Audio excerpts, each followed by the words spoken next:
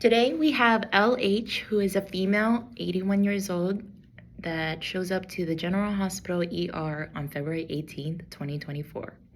Her chief complaint was, "I can't believe this is happening again." So subjective data, she presents to the ED with increased urinary frequency and burning upon urination.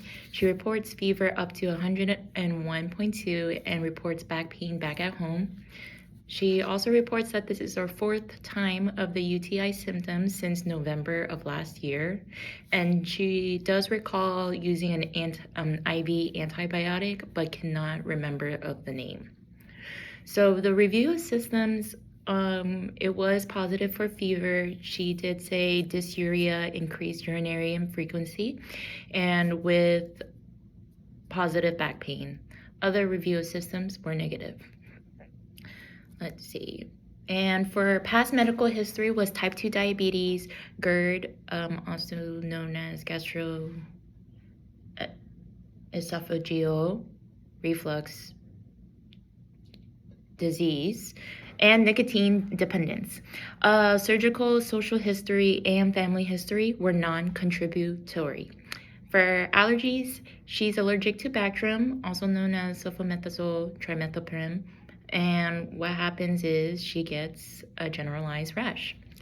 And for pertinent home meds that she takes, it's metformin, 1 grams by mouth twice a day, Invokana, 100 milligrams by mouth every day, and esomeprazole, 40 milligrams by mouth daily.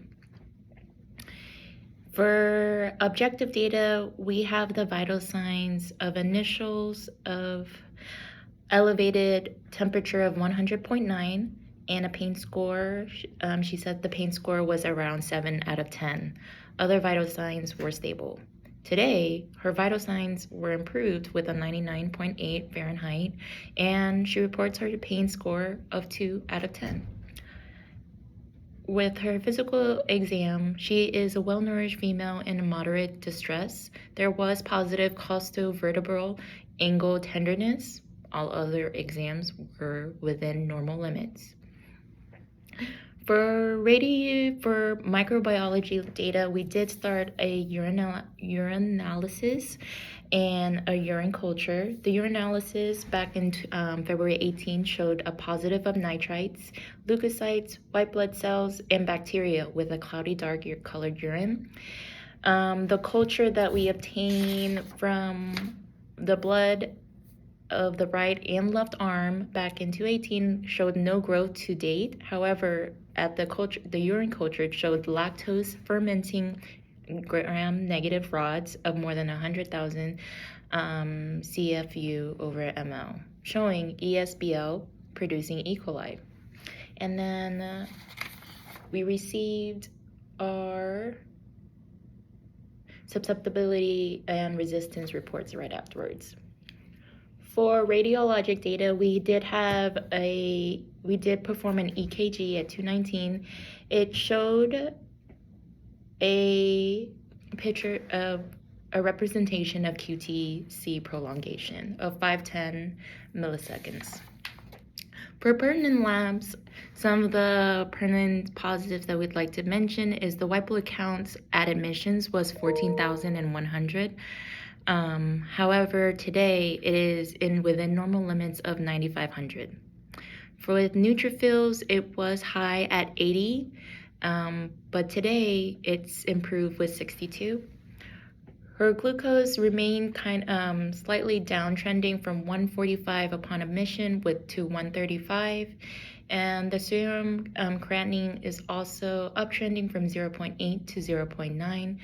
With her current creatinine clearance today is 42 milliliters per minute using adjusted body weight of 64 kilograms.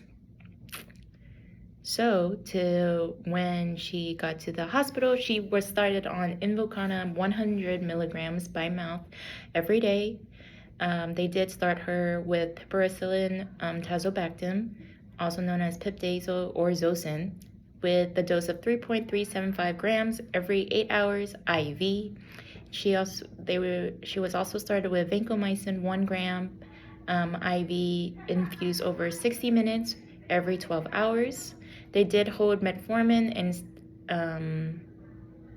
and wanted to give insulin aspart based on her blood glucose, and they did start her on pantoprazole, 40 milligrams by mouth every day. Great. So with the ID, current key problem is acute complicated pyelonephritis. With the key evidence, with the patient reports of her UTI history of 4 occurrences of UTI in the past 3 months. She complained of dysuria, increased urinary frequency, and back pain. She does have a past medical history of diabetes mellitus, something to mention. With her physical exams of temperature of more than 100.4, a positive costovertebral angle tenderness that can mention the kidneys. We also have the lab test of her urinalysis of positive leukocytes and white blood cells and bacteria, and the culture that represents more than 100,000 of ESBL E. coli. Other than that, some other things to mention about her of key evidence would just be her white. We already mentioned her white blood cells in the blood as well. That can also be an infection. So yeah. For therapeutic goals, we would like to eradicate the invading organism, prevent or treat systemic consequences of infection, prevent the recurrence of infection, and prevent antimicrobial resistance. So we're going to stop the vancomycin and the peptazo and the pantoprazole.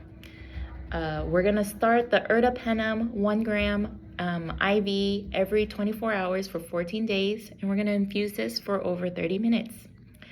Since the antimicrobial susceptibility AST report shows out that vancomycin was susceptible to the organism, we decided day 1 is February 18th due to it. So today is day 3. And for continuing medications, we're just going to continue her at-home medications. With her efficacies, we would like to see resolutions of urinary symptoms such as burning, discomfort during urination, and the increased frequency for the urine. For the urinalysis, we want to see the white blood count normalize or just not show up at all. For resolution of systemic symptoms, so resolution of temperature and back pain. For safety, we want to monitor her hypersensitivity, so nausea and vomiting, and signs and symptoms for neurotoxicity such as seizures and head injuries. If you like, you can monitor serum creatinine for nephrotoxicity and signs and symptoms for C. diff diarrhea. Thank you.